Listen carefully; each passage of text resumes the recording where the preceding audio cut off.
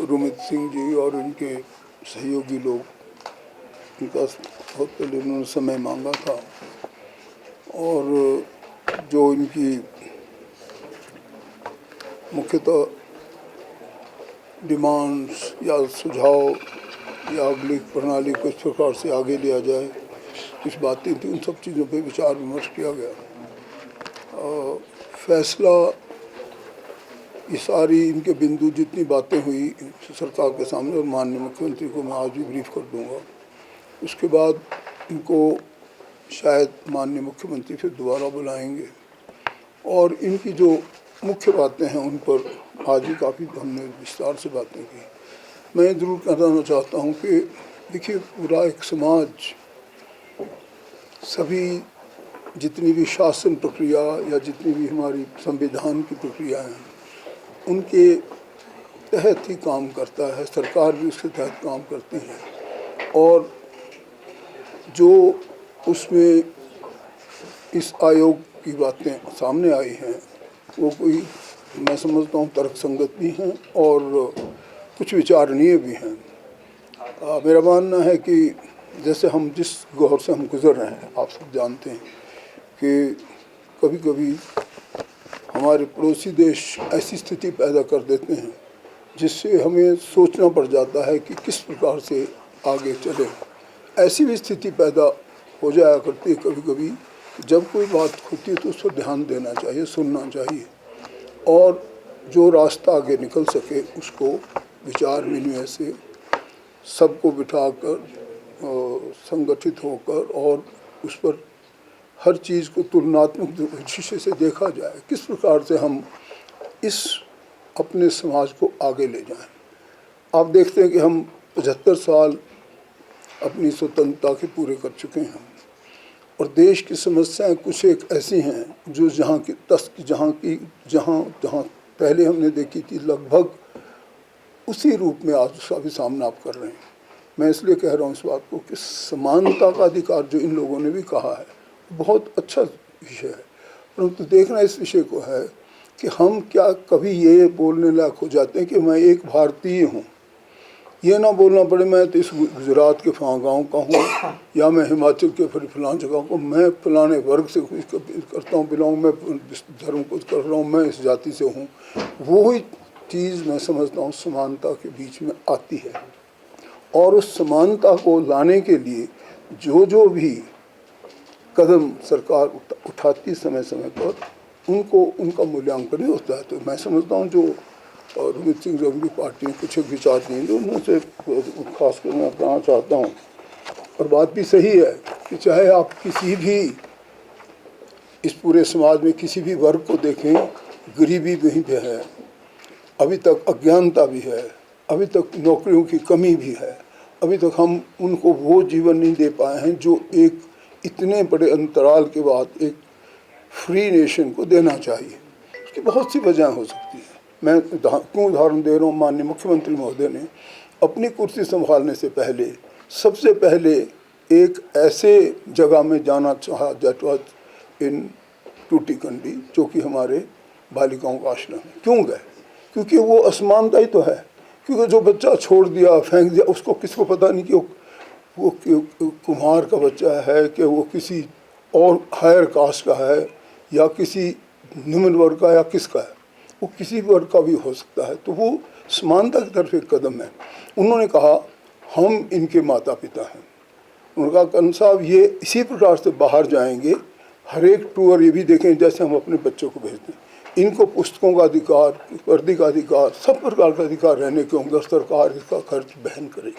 मैं समझता हूँ पूरे भारत में एक पहला राज्य था हिमाचल प्रदेश जिसने ये उदाहरण दिया और ये प्रशंसनीय है, वांछनीय है, ये अनुकरणीय भी है। इसी प्रकार से जो बातें इन्होंने कही हैं, हमने और भी बहुत सी, मैं समझता हूँ इसी प्रकार के कदम उठाए हैं। तो जो ये इन्होंने बातें कही हैं, चाहे जानता हूँ कि मैंने भी तीनों बार में भाग लिया, we were thrown into battle when we are hardly very young age of 19 years or so. तो 62 से लेके 65 से लेके 71 के जितने भी ऑपरेशन थे मैंने तीनों युद्धों में भाग भी लिया है। युद्ध कभी भी कोई एक्सेप्टेबल फॉर्म ऑफ ऑपरेशन या जो जीवन का रास्ता नहीं माना जाता, चाहे वो क्रीमियन वार रहा हो, फर्स्ट वर्ल्ड वार रहा हो, सेकेंड वर्ल्ड वार रहा हो, या हमने भी जो 3 वार लड़े, आखिर में आपको टेबल पर ही आना पड़ता है। आपने देखा 1971 में जब श्रीमती इंदिरा गांधी जी प्रधानमंत्री थी, और मुझे अभी तक भी याद है कि हम लोंगेवाला में 6-7 फुट नीचे एक बंकर में बैठे होते थे। जब उनका भाषण आया तो हम लोगों के भी अभी आज भी रोंगटे खड़े थे जब हमें चाहते। उन्होंने कहा पूरा भारत आपके साथ है मेरे बहादुर जवानों, पूरा भारत आपके साथ है। हम चाहे किसी चीज़ से रह भी लेंगे, आपको टैंक हो, आर्टिलरी हो, चाहे किसी प्रकार की और एमुनिशन की कमी नहीं आने दी जाएगी। जनरल मैनेक शाह जो उस वक्त हमारे चीफ ऑफ मिनिस्टर, उनको ये पूरे निर्देश दिए गए थे। तो उसके बाद भी आप सब ने देखा 93,000 सैनिक थे और इसी शिमला में वार्ता करनी पड़ी। और हमें लोगों ने तो बहुतों ने अपने प्रो एंड कॉन सबके होते हैं, वही क्यों छोड़ने चाहिए थे, हमेशा को रखते ताकि कुछ हमारी इससे ऐसी चीज़ें होती हैं, कुछ एक जिम्मेवारियाँ होती हैं जो कि नेशन को निभानी पड़ती है। तो जो हमारे मुख्य एग्जीक्यूटिव होते हैं प्रधानमंत्री सब हैं, उनका भी जो निर्णय है वो बहुत से फैक्टर से संबंधित होता है और उनको समय के अनुसार ये निर्णय जो सीज़ फायर का हुआ एक्सेप्ट करना पड़ा। अब इसमें समय बताएगा कि हम ये नहीं कह सकते कि एकदम ये सही है या ये गलत है, परंतु राष्ट्र के हित में इस प्रकार के फैसले लेने पड़ते हैं जो कि माननीय प्रधानमंत्री ने इस वक्त लिए हैं। जितनी भी हों, चाहे कोई मेधावी विद्यार्थियों की बातें हों, चाहे वो पिछड़े जो मतलब आम जो हमारा जनरल है बेटियों की बात हो, चाहे किसकी शिक्षा की बात हो, चाहे उनके संवैधानिक आधार पर की बातें हों, उन सब पे मैं इनफैक्ट आज ही माननीय मुख्यमंत्री महोदय को इस पर ब्रीफ भी करूँगा और इनको एक बार आने का पूरा मौका मिलेगा ताकि इनके मन में ये ना रहे कि हमारी बात को इन्हें सुनी नहीं। मैं समझता हूँ संविधान सब लोगों का अधिकार देता है, अपनी बात रखने का अधिकार, और वो अधिकार सबके लिए मिलना भी चाहिए। इसलिए जब उसमें किसी भी प्रकार की ऐसी चीज़ होंगी जो हम कर सकते हैं, करने योग्य होंगी, वो अवश्य की जाएंगी। अब क्योंकि मैं यहाँ पे स्वयं एक अकेले फैसला नहीं देखता, ये ऐसे फैसले होते हैं जो माननीय मुख्यमंत्री खुद भी ना लेकर पूरी कैबिनेट से भी बात करेंगे। तो मेरा अपना मानना है कि हम जितनी भी इन्होंने बातें कही हैं जो कि आज इनकी यहाँ पे सुनने को मिली, हमारी काफ़ी समय से काफ़ी देर तक बातचीत हुई और हम चाहते हैं कि ऐसा कुछ ना रहे। जो इन्होंने प्रस्ताव दिए हैं उनको अच्छी तरह से विचार निर्णय होगा और इससे जो भी रास्ता निकल सका संभावित किया जाएगा। ये प्रश्न तो मैं समझता हूँ बड़ा महत्वपूर्ण भी है।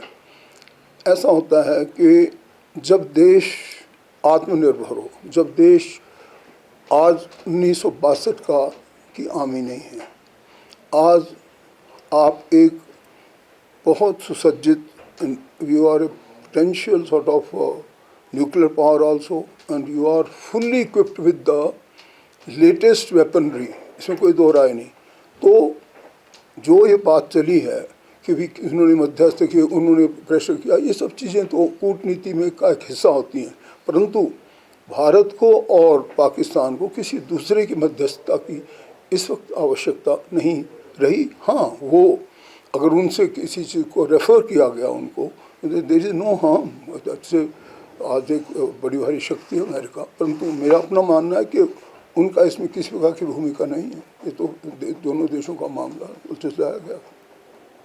ऐसा है कि जो आपने देखा ये कितना जघन्य अपराध था और किसी भी रूप में किसी भी वक्त कोई भी, मैं समझता हूँ परमात्मा को जो भी मानते हैं, आज भी सब लोग मानते हैं कोई ना कोई सुपर पावर है जो हम सबको कंट्रोल करती है। एक बच्ची जो 16 तारीख को सुहागन होती है, उसका 22 तारीख को सिंदूर छीन दिया जाता है। तो जो ऑनरेबल सीएम ने प्राइम मिनिस्टर ने बात की है वो उसी व्यथा को रख के की है कि अगर इसमें किसी प्रकार का धोखेबाजी हो या उनके मन में कुछ और डाउट हो और वो किसी प्रकार से हमारी चीज़ों को छिन्न भिन्न करना चाहते हैं तो ऑपरेशन सिंदूर अभी तक भी जारी है। वो एक देश के प्रति भावना है उनकी, और मैं समझता हूँ कि जो नाम भी रखा है वो उसी के संदर्भ में रखा गया है। अपना काम अच्छे तरीके से निभाया और किसी भी प्रकार की देश के किसी हमारे आम जनता पर या किसी पर कोई ऐसी नकारात्मक स्थिति पैदा नहीं हुई जिसका हम आज वर्णन कर सकते हैं। We should be very proud of our forces and जो निर्णय प्रधानमंत्री ने लिया है वो राष्ट्र के हित को देखते हुए ही लिया है।